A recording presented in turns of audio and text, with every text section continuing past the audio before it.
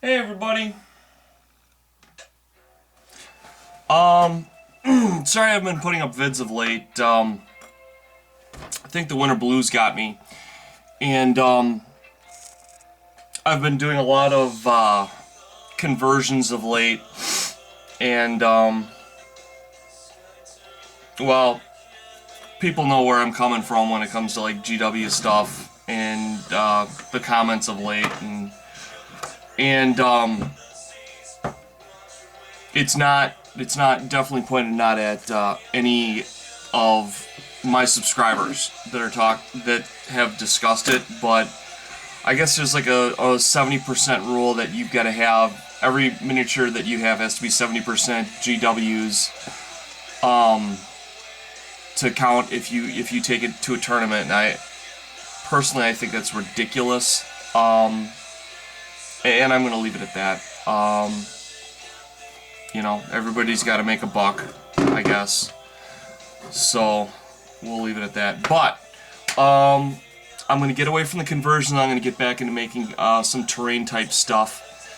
And seeing as it's Valentine's Day, I thought I'd do a Valentine's Day kind of piece of terrain. So, what am I working with here? I am working with, and I'm missing my bases, but that's okay. I am working with, I'm back. I'm working with one regular egg that you pop open, two of those starfishes that come from the conversion Starship Trooper / Nid bugs, and I believe they're pistachio nuts. So I'm going to show you how to make some tyranid style terrain utilizing these pieces. So first thing I'm going to do is I'm going to take my starfish, and I'm going to, with my hot glue on high, I'm going to hit the inside corners of all of these pieces, and then I'm going to stick it on top of this. Real difficult stuff, guys. And there'll be, because it's two halves of an egg, there'll be a tall one and there'll be a short one, which is actually good because it'll give it some variation, height variation on your tabletop.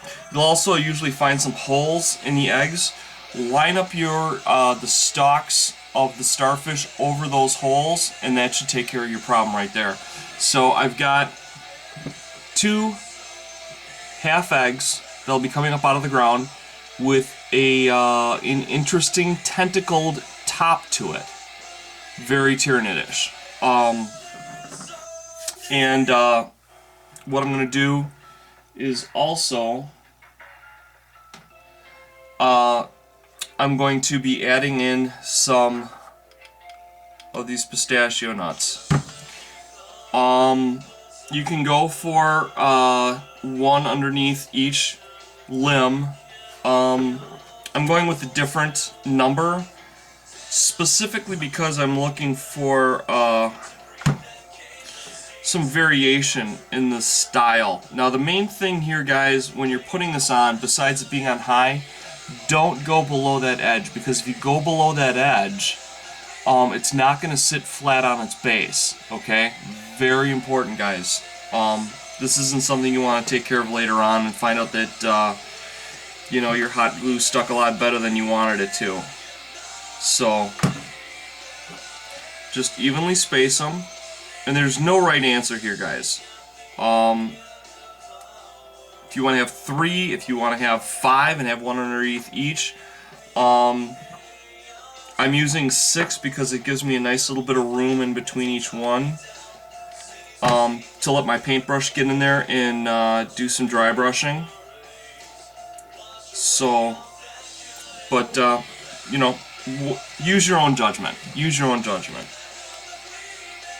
And that, of course, goes with everything, guys. I'd much rather see you guys take something that I've done, modify it, and make it your own, than simply, you know, parrot what I do. The whole idea of this station is to inspire you guys to go above and beyond. And by no means are you guys ever to use me as a measuring stick. You know, find your own way. So this is what I've got, and I've got a base for it. Now you're gonna have a cupped opening on the bottom. Just take a piece of polystyrene, any polystyrene will do. Just cut it, hot glue it into the bottom, and then cut it flat. Okay, I think you guys can figure that out. You don't need me to show you how to do that, because I want to take you into the back here.